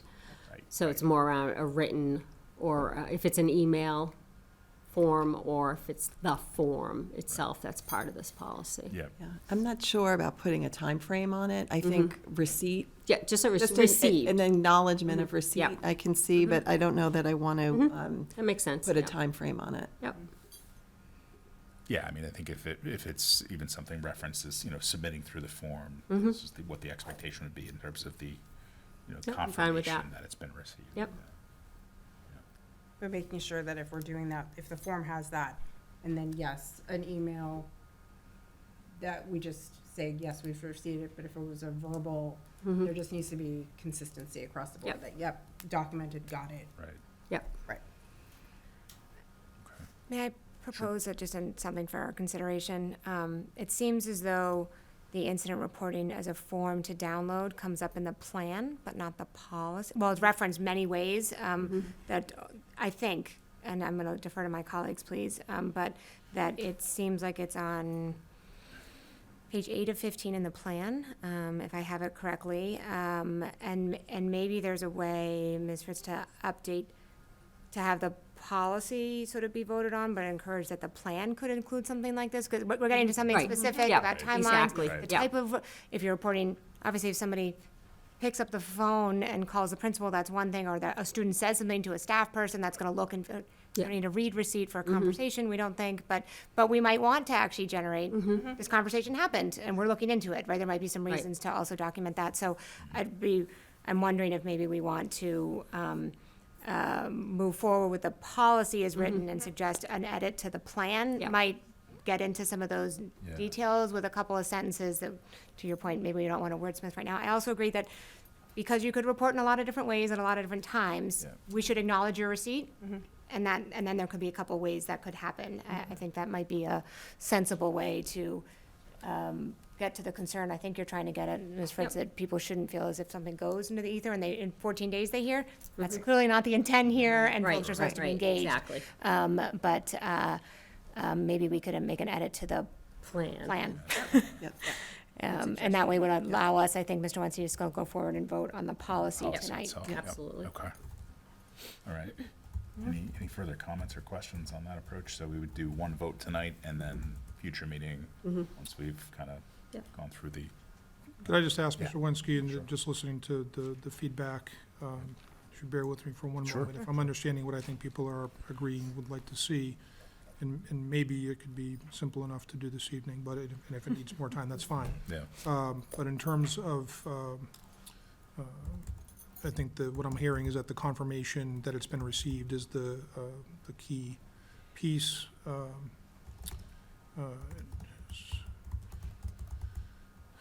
I guess the first portion, I think, that could work, and I'm looking at in the plan, because I would agree, I think the policy, it probably is covered. But in the plan itself, I'm looking at near the top of page 8, under Roman numeral 5A, at the end of the first paragraph, it talks about templates will be reviewed every 2 years when the plan is reviewed. The possibility of potentially adding language along the lines of when a report is made, the person making the report will receive confirmation that it has been received. And then whatever language you want to add to that, but if that is sort of the key Yeah. piece, that is making it clear of what the responsibility is for the district and what the person making the report can expect. Again, I appreciate it being mentioned that it could come in a lot of different ways. It could come from a young child, it could come from, in Yeah. terms of the, but I think that that's language that would bolster, I think, with the question that Ms. Fritz is raising about making sure someone hears back that it has been received by the district and will be, the district then will be That taking works for me. steps. Yep. Yeah, can you say that one more time, Dr. Sawyer? I think I liked it, but just say it one more time. Yeah, the language I just wrote was, when a report is made, the person making the report will receive confirmation that it has been received by the school. I'm comfortable with that edit. Yep. I am as Fine well. plan. okay. Great, so we'll, Then pull back from that for just one second. I just want to really appreciate the subcommittee, the family that engaged with us. I think this is a complicated topic. I also very much appreciate that Okadosh right now trying to wordsmith about how to do this. A policy in and of itself is an important foundational piece to get at the broader issues of safety and culture and what we're trying to get at here for all of our students. I think the intent, and I support it, to reference some of our other documents, because in no one document, our policy, or frankly, even, we think about the number and volume of paper that we sort of put out, or documents, is, in no one of them does it comprehend, does it sort of hold all of the values we have. So whether it's about staff conduct or student conduct or teen dating violence, and there will be others for which this has a Venn diagram that intercepts with this important topic, but it's important. I think people have put some really nice thought into this, and I am very supportive with the idea that this needs to get reviewed on a more regular basis. I noted that added every couple of years, and I think that's important because this issue is going to continue to change, and we're going to want to put more things in. And maybe the policy is going to feel pretty good, and maybe the plan is where we need to make edits until there'll come a point where the policy also needs to get updated. So just want to both appreciate my colleagues here and those who have engaged on this, and I'm sure, Dr. Sawyer, many of your staff spend time on this topic because it's important. It's important that students feel safe and they feel like they are supported by the district. It's important that we think about the due process rights of all of our students throughout this process. So I just want to appreciate the complexity that we're trying to tackle here and how hard it is to do in any policy. And I think we've done a good job getting as best as we can to thread that needle. So thank you to all of those. I'm happy, Mr. Wensky, to make a motion if you like, but if there's more comments. Yeah. Any further comments or questions? Okay. No, that's good. Okay, so we'll take 2 votes, right? So I will need a motion that the committee vote to approve policy 712, bullying prevention and intervention as presented. So moved. Second? Moved and seconded. All those in favor, please do so by saying aye. Aye. And the motion carries unanimously. The second vote, we'll need a motion that the committee vote to approve bullying prevention and intervention plan as amended. So moved. Second? Moved and seconded. All those in favor, please do so by saying aye. Aye. And the motion carries unanimously. Thank you very much. Thank you very much for all the work that you put into that. Thank you.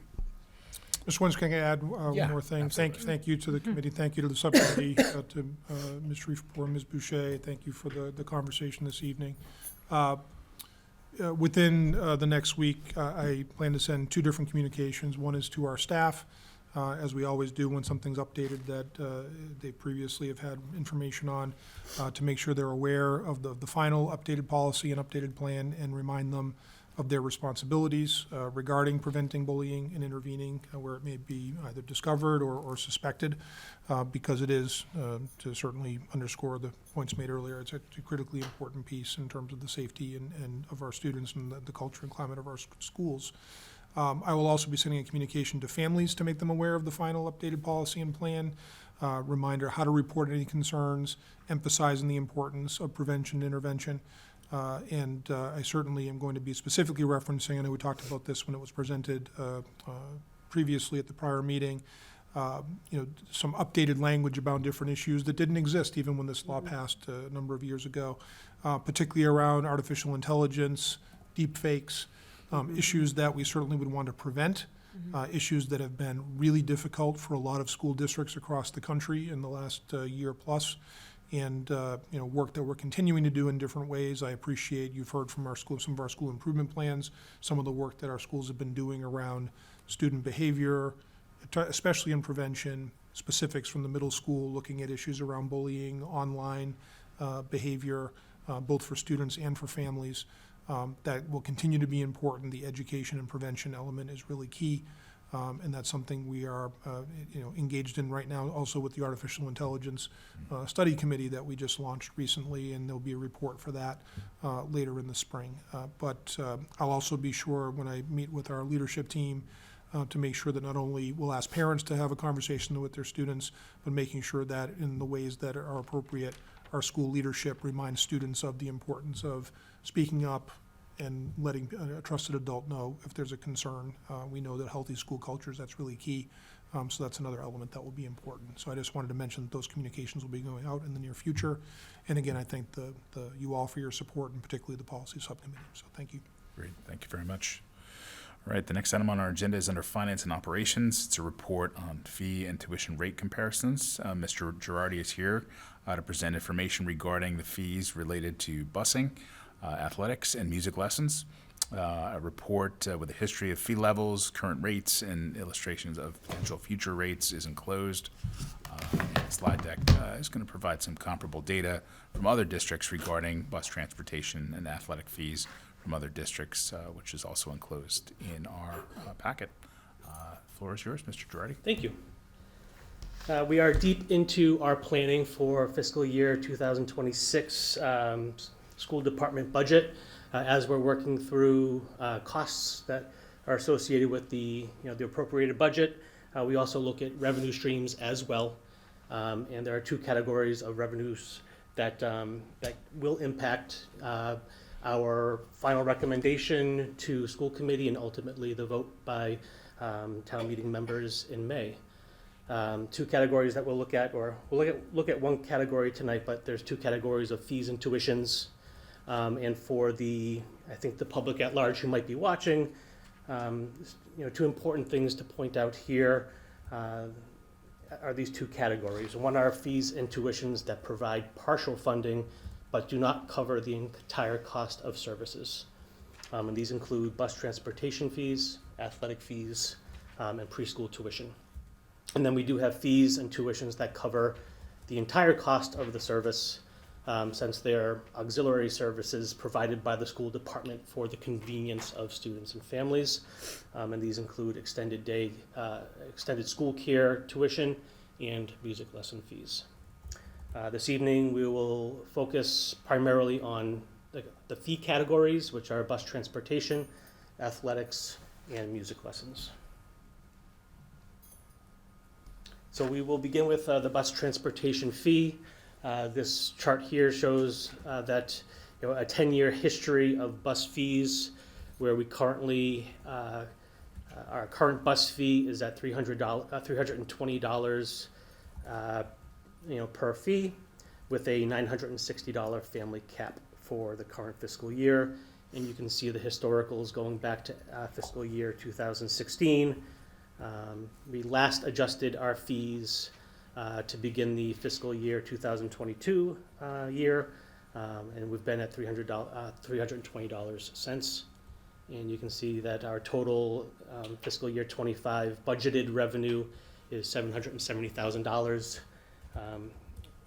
which is about 1/5 or 20% of the overall transportation cost for the fiscal year.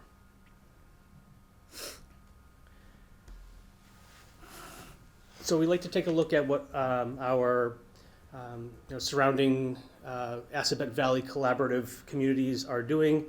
There are a number of these communities where they do not charge a bus fee, and then there are those who do charge a bus fee.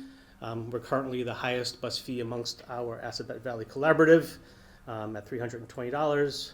And this time around, we decided to do a median and a mean just to give us a sense of what those numbers look like. The median for bus fees is $250, and the mean is $231. It's also important to note that regional school districts, they are not allowed to charge a bus fee due to the regional transportation state reimbursement. So if you're looking at Berlin, Boylston, Northborough, Southborough, Neshoba, those districts cannot charge a fee.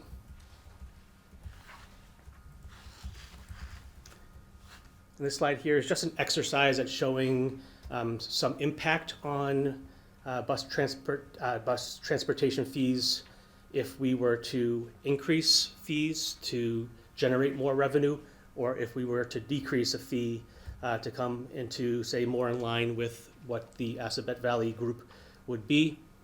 So our current fee is $320. If we were to do slight increases of $5 and $10, you can see the difference in the right-hand column of additional revenue that could be generated if we were to raise the fees to those amounts. And then on, moving in the other direction, if we were to decrease fees, you can see what the impact would have as to what we currently are, what our current revenue is for the bus fees, and with the mean and the median listed down below. And again, just an exercise. There's no recommendations this evening as to what the fees would be, but again, to take an early look at what some impact on the budget would have as we're going through the budget process.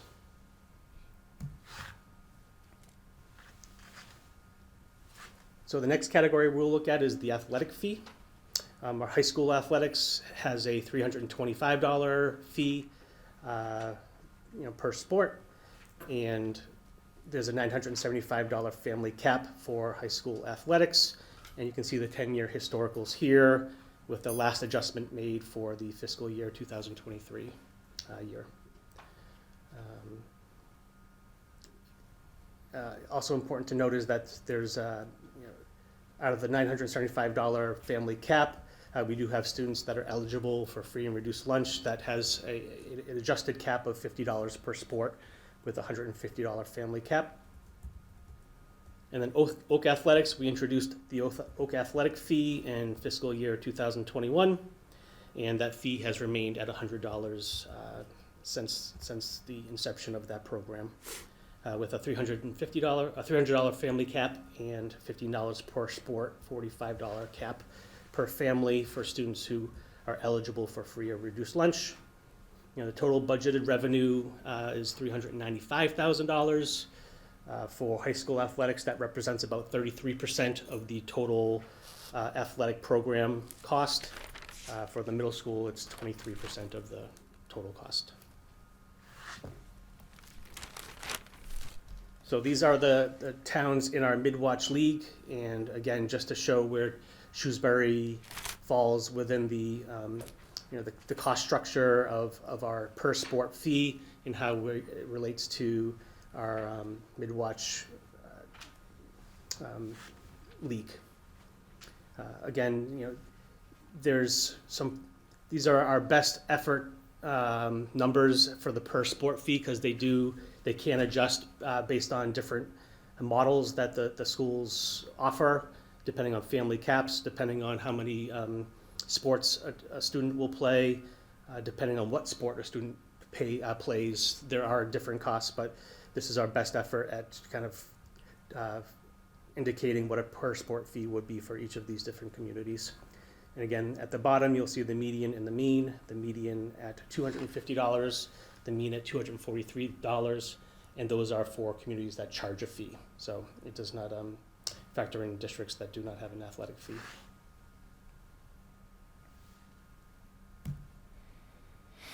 And again, a similar exercise that we did to transportation is just to show where we are currently with our $325 high school athletic fee and the budgeted revenue, and what we would see if we increased the fee by $5 or $10, what the difference in revenue would be, and then if we were to reduce the fee, the impact that would have on the budget.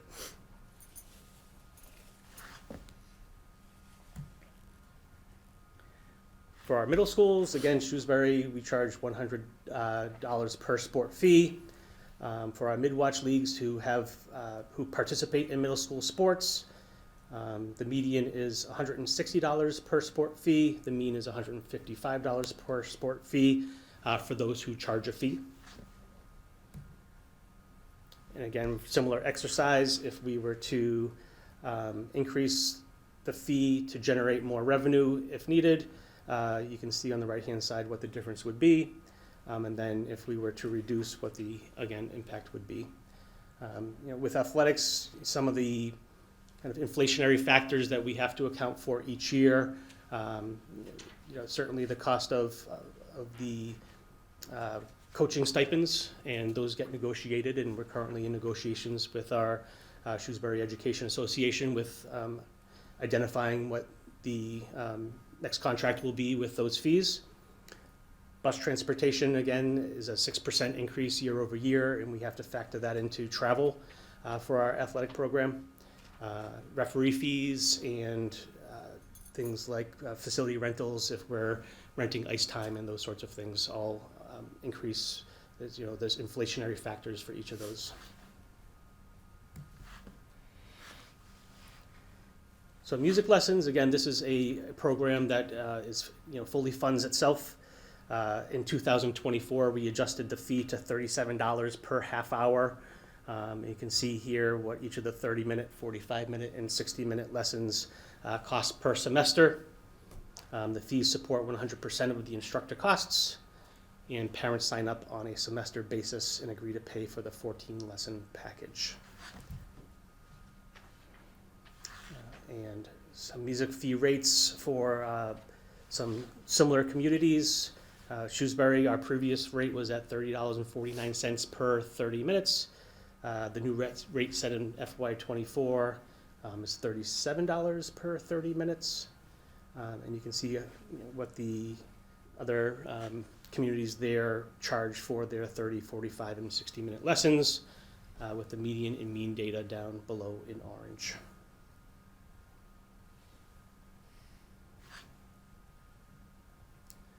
Okay, so last year when we introduced fees, a question came up around, how does financial assistance play a role in participation and fees that are charged to families who may have or may be in need of financial assistance. Again, this data was pulled from last year to give us 1 full year's worth of participation in our fee-based programs. So it shows our 2023-2024 school year data. We are 17.7% of SPS students identified as low income, and then how that impacts each of these different free areas. Transportation, about 19.8% of the program receives financial assistance. Athletics, 11.7%. Music lessons, 6.4% of the program receives financial assistance in each category. It's important to note that we asked families to apply for to submit the free and reduced lunch application, and that's what assists us in identifying them and allowing us to reduce the fees, to which we showed in some previous slides.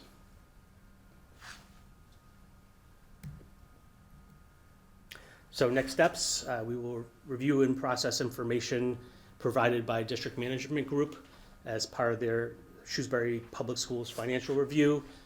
District Management Group is coming towards the end of their review and will be providing some feedback to us within the next few weeks, and we will use that feedback to help us understand how the fee revenues can support our budget needs moving into FY '26 and beyond. On February 12th, Dr. Sawyer will make his initial budget recommendation, and then recommendation by Dr. Sawyer and vote by the school committee on fees prior to finalization of the budget recommendation to town meeting in May. So with that, I'm happy to take any questions or take any feedback that the school committee may have around fees. Thanks for the report. Colleagues, any questions or comments? Ms. Epperman? Yeah, I want to thank you for putting the time and energy into this. Certainly, as folks know, I've raised some concerns about our fees and our fee structure, and the impacts that it may have on families, and particularly their participation in programs that I think are sort of fundamental to education in many ways. So certainly more data is always helpful. I think as we move through the process, both with our longer term financial planning for the district, sort of who we are, what we want to be, what we think is an appropriate education within the community of Shrewsbury, but also as we move through this year's budget. This is sort of to me, a multi-year conversation for us to have, and not a let's address this once and sort of fix it, because we got here over time, and it might take us a little time to fix it as well. I wonder though,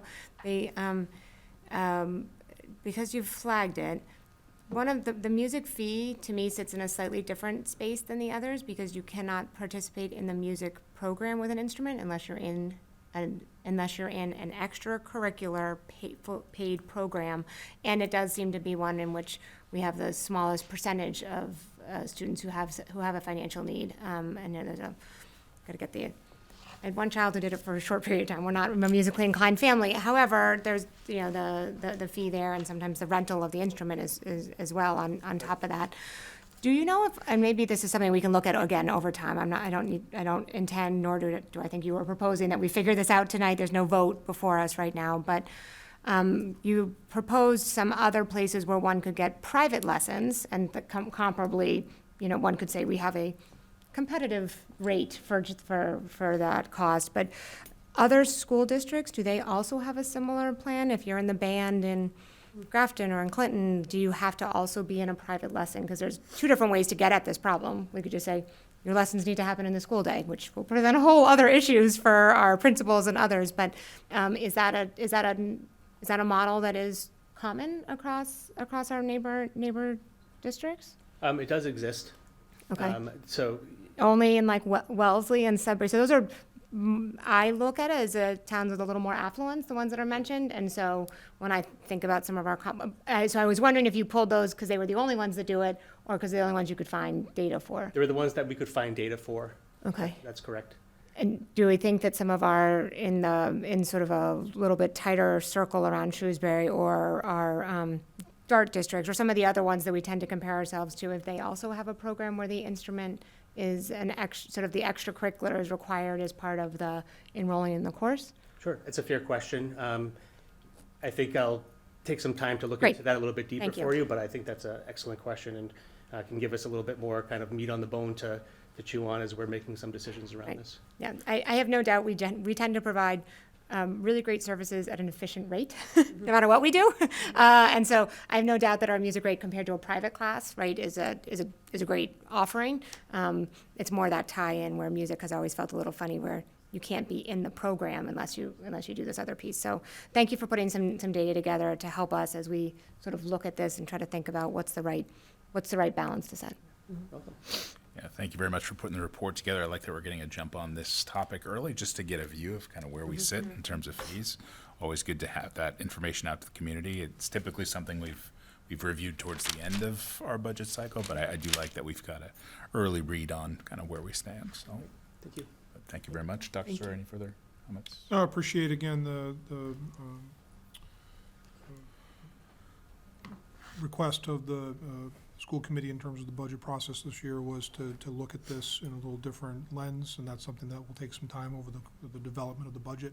So just getting the information here initially is good to have, and then over the course of the different deliberations in the coming months, obviously at some point, I'll bring a recommendation to you, and we'll need to set them, because that will have an impact on the budget, and obviously at the point, we also have to let families know and start requesting people to pay them in the spring when we launch our transportation program, as we do each year in April. So again, appreciate all the work that Mr. Girardi's done, and we'll continue to bring information forward as the process goes forward.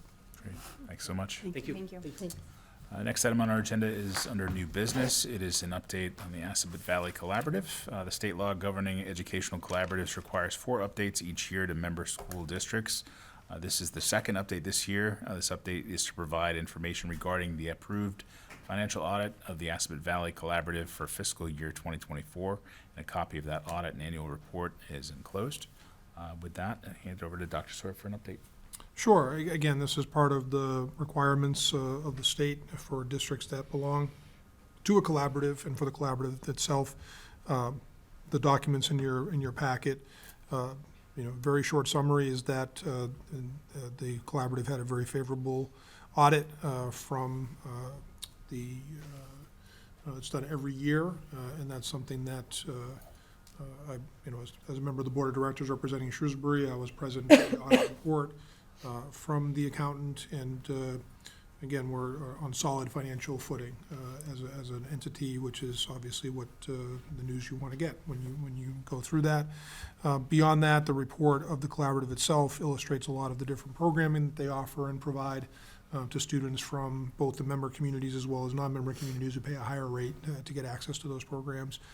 Some reference to some of the ways that districts benefit, and as I mentioned in the previous report, one key area that we're continuing to look at is transportation that they provide for our member districts, including Shrewsbury, for out-of-district special education schools, and that will continue to be an area of focus for the board of directors. But if there are any questions, I might answer them, but these are, again, 2 documents that we're obligated and pleased to provide to the committee for the record. Great. Colleagues, any questions or comments? Great. Thank you for the update. All right. On to the next item on our agenda, which is under the approval of minutes. The minutes for the school committee meeting held on December 18th, 2024 are enclosed. Colleagues, any questions or revisions or edits? Therefore, they'll be accepted as written. Okay, we do need to go into executive session tonight. So therefore, I need to request a motion to adjourn into executive session for the purpose of addressing Massachusetts General Law, Chapter 30A, Section 21A7, to comply with or act under the authority of any general or special law or federal grant and aid requirements. Purpose 7, Open Meeting Law, Massachusetts General Law, Chapter 30A, Section 22F and G, for the purpose of reviewing, approving, and/or releasing executive session minutes. And B, for the purpose of addressing Massachusetts General Law, Chapter 30A, Section 21A3, to discuss strategy with respect to collective bargaining or litigation if an open meeting may have a detrimental effect of the bargaining or litigating position of the public body, and the chair so declares. Purpose 3, the Shrewsbury Education Association Units A and/or B, the Shrewsbury Paraprofessional Association and/or the Cafeteria Workers Association, and C, for the purpose of addressing Massachusetts General Law, Chapter 30A, Section 21A2, to conduct strategy session in preparation for negotiation with non-union personnel, or to conduct collective bargaining sessions or contract negotiation with non-union personnel, non-union clerical and support staff and/or administrators. Purpose 2, and D, for the purpose of addressing Massachusetts General Law, Chapter 30A, Section 21A7, to comply with or act under the authority of any general or special law or federal grant and aid requirements, federal and Massachusetts student record laws. Purpose 7, where deliberation in an open meeting may have a detrimental effect on the bargaining position of the public body, and return to open session only for the purpose of adjourning for the evening. Have a motion? So moved. Second.